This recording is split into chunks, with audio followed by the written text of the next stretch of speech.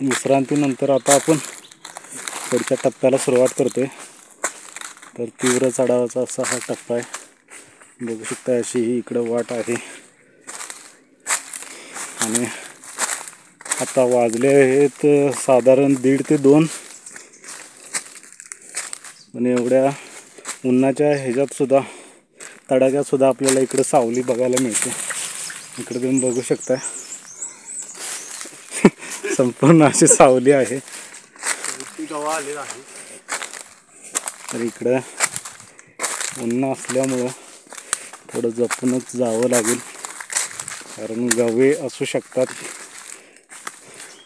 जिथं दाट सावली असते त्या ठिकाणी पक्षी त्याचबरोबर प्राणी असू शकतात, त्यामुळे आपल्याला माग काढतच पुढे जावं लागेल।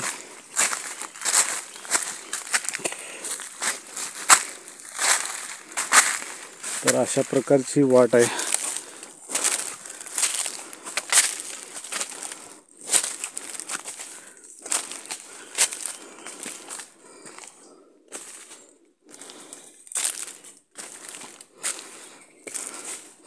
तर ही तीव्र चढाव असलेली वाट आहे। बघू शकता असे इकडे आपल्याला उंच असे दगड बघायला मिळतात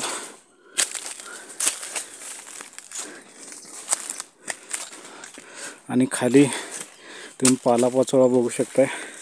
यावरून तुम्हाला अंदाज येईल की जंगल किती घनदाट आहे।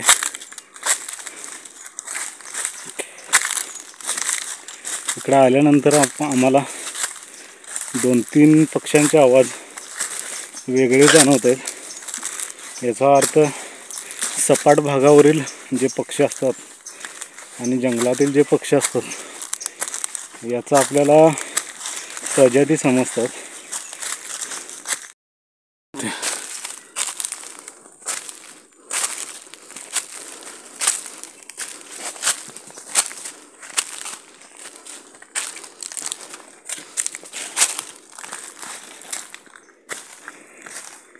तर आता आपण 1-1.5 किलोमीटरचा टप्पा गाठलेला आहे आणि इथून पुढे अजून 1.5 किलोमीटर आपल्याला जायचं आहे।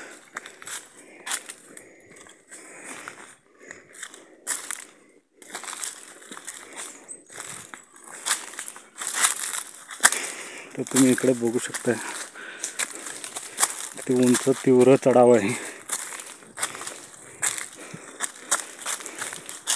आणि खाली बघू शकता असं संपूर्ण जंगल आहे। इकडे आपल्याला मधमाशांचा आवाज येतोय।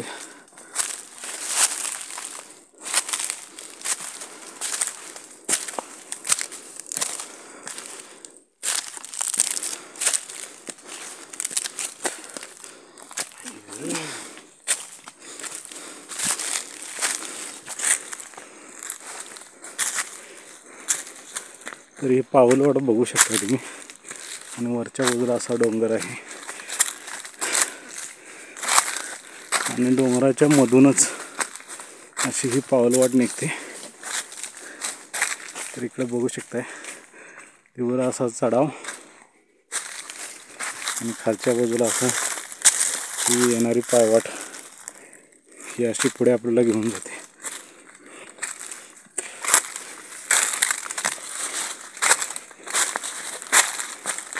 इथून खाली अशा प्रकारचे जंगल आहे।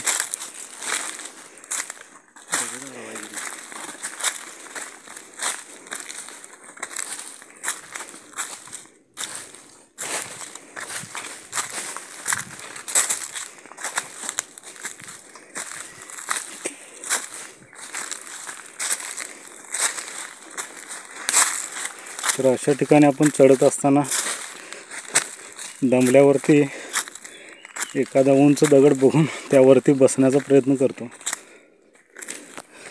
पण असं बसायचं नाही। जिथं आपल्याला सपाट वाटेल, जिथं जमीन घट्ट आहे अशा ठिकाणीच बसायचं आहे। पक्षी आहेत रे। तर आमच्या मित्राला आता कसला तरी आवाज आला, त्यामुळे तो थोडा घाबरलाय। तर ते पक्ष्यांचे आवाज आहेत।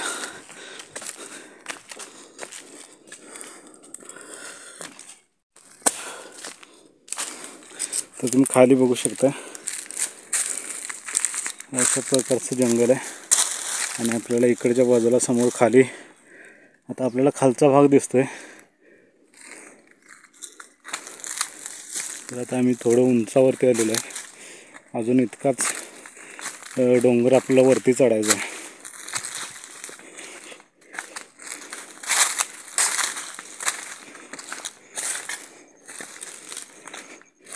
तर इथं पुढं आल्यानंतर आपल्याला मंदिराचा दुसरा बोर्ड बघायला मिळतो. दिशादर्शक बोर्ड आहे तो.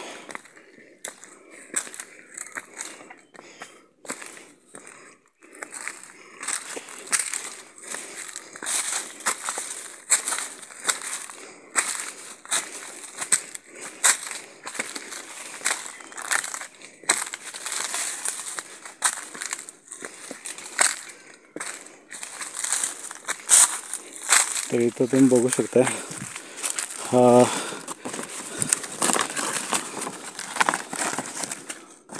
महादेव मंदिरचा दिशादर्शक बोर्ड आहे आणि ही अशी पायवाट आहे. तरी आपल्याला पायवाट सोडायची नाही. चला पुढे जाऊयात.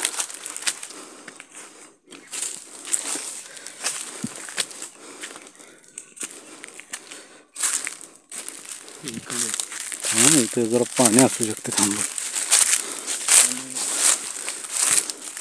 तर इथं एक झरा असू शकतोय. तर इथं बघू शकताय तुम्ही ह्या पान कोंबड्या आहेत. इथं बघितलं तुम्ही तर आपल्याला इथं बघू शकताय इथं आता गेलेली ही पान कोंबडी बसलेली होती. पक्षी अशा ठिकाणी बसतात जिथं मॉइश्चर असतं, जिथं पाणी भेटू शकतं. तर आता इथलं पाणी कमी झालेलं आहे आणि पाण्याचा स्रोत बघितला तर या इथं आपल्याला आतमध्ये थोडा चिखल दिसतोय. तर इथं थोडंफार झरा असावा, पाण्याचा सोर्स असावा काही ना काहीतरी. काटे वगैरे आहे रे, आपल्याला चिखल बघता येईल ना. आणि माशा काय करत नाही. पण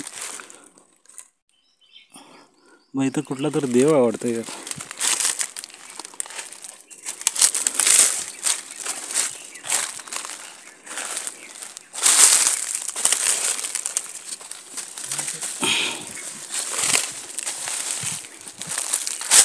तर इथं बघू शकता तुम्ही. तर या काठीच्या टोकाला बघू शकताय असा हा चिखल आहे. म्हणजे इथं पाणी थोडं कमीच असावं. बघू शकता इथं चिखल आहे, याचा अर्थ इथं पाणी असणार आहे. आता हा महिना आहे एप्रिल मार्चच्या इतक्या उन्हाळ्यात सुद्धा छोटा पाण्याचा स्रोत इथं उपलब्ध आहे.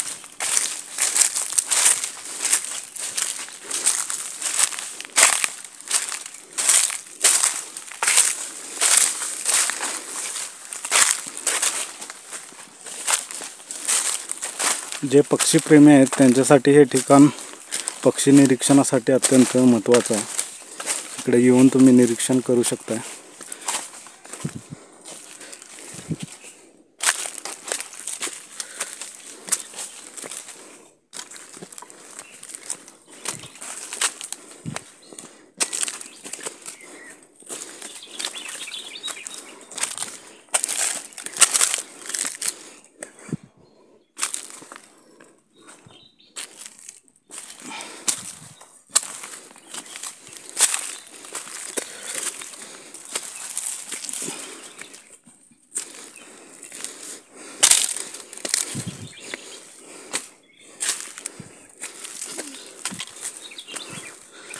आता इथून पुढे हा डोंगराचा टॉपचा भाग आहे.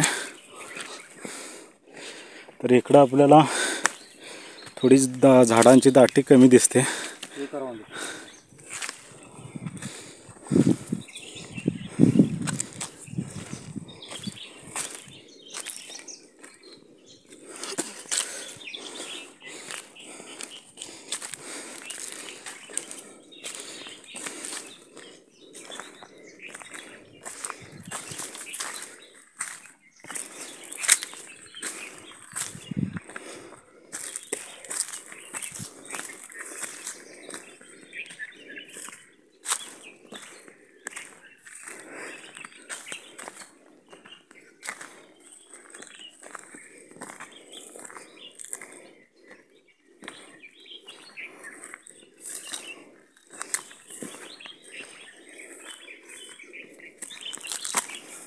पण तुम्ही बघू शकता इकडं आपल्याला वरून आजूबाजूचा परिसर दिसू लागला आहे.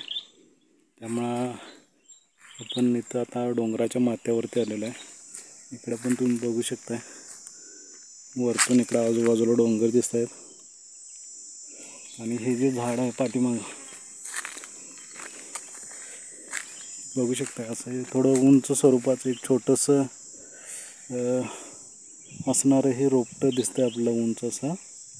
तर या पॉईंटला तुम्ही जर आलात तर तुम्ही बरोबर ठिकाणी आलात असं समजायला हरकत नाही. कारण हा एक असा पॉईंट आहे, इथं जर तुम्ही पोचला तर मंदिरापर्यंत तुम्ही आरामात पोचू शकता. असा हा पॉईंट आहे. आणि वाटेतून येत असताना बघू शकता तुम्ही इकडं अशी आम्ही ही करवंदी तोडलेली आहेत. आम्हाला आताही सध्या 2च गावलेले आहेत एका जाळीला, पूर्ण पिकलेली अशी. तर अजून हंगाम आत्ता सुरू झालेला आहे आणि काही थोडी कच्ची अशी आहेत. इथं तुम्ही बघू शकता ही अशी करवंदी आता लागायला सुरुवात झाली आहे. अजून एक 15 ते 20 दिवसांनी ही पिकायला सुरुवात होईल. तर अशा पद्धतीचं इथलं वातावरण आहे. अजून आम्ही पॉईंटला आलेलो आहोत. इथून एक अर्ध्या किलोमीटरच्या अंतरावरती मंदिर आहे आणि त्याचबरोबर वरती सुंदर असं पठार आहे, तेही आपल्याला बघायचं आहे. तर चला आता वेळ न घालवता आपण त्या पॉईंटला पोचूयात आणि मंदिर कसं आहे आणि तिथलं वातावरण कसं आहे आणि सुंदर असं पठार कसं आहे ते मी तुम्हाला दाखवणार आहे.